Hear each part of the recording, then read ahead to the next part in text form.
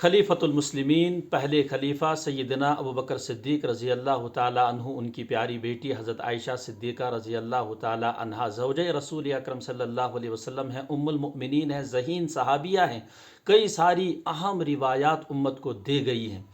اس پارسا خاتون پر منافقین نے تہمت لگائی، کچھ بھولے بھالے مخلص مسلمان بھی ان کی سازش کا شکار ہو گئے اور انہوں نے بھی چرچا کی۔ ایک مہینے تک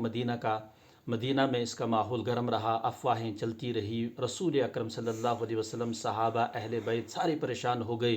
حضرت ابو بکر صدیق کی پوری فیملی متاثر ہو گئی، پریشان ہو گئی۔ بالآخر ایک مہینے کے بعد اللہ تعالیٰ نے سورہ نور کی 10 آیتیں نازل کر کے حضرت عائشہ کی برات ظاہر کر دی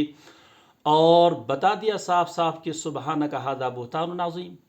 یہ عظیم بہتان ہے۔ اس کے بعد بہت صحابہ خوش ہو گئے، ازواج مطہرات خوش ہو گئی، حضرت عائشہ خوش ہو گئی، حضرت ابوبکر کی صدیق رضی اللہ تعالیٰ عنہ کی فیملی خوش ہو گئی، حضرت ابوبکر صدیق ناراض ہو گئی صرف ان لوگوں پر جنہوں نے حضرت عائشہ صدیقہ رضی اللہ تعالیٰ عنہ میں تہمت کا چرچا کیا تھا۔ ان میں سے ایک آدھ رشتہ دار بھی تھے، تو حضرت نے اور دیگر صحابہ نے بھی قسم کھائی کہ ان کی معاونت نہیں کی جائے گی، آج سے ان کی امداد بند۔ اللہ تعالیٰ نے فوراً آیت نازل فرمائی اور فرمایا کہ دینی بزرگی رکھنے والے لوگ اور وسعت والے لوگ اور دنیاوی فضل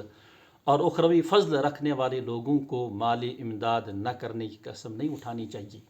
بلکہ معاف کر دینا چاہیے، درگزر کر دینا چاہیے۔ رشتہ داری میں ایسے حالات آتے ہیں ہم کو بھی،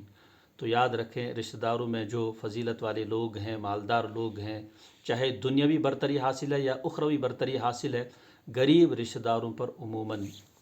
نرمی کرنی چاہیے۔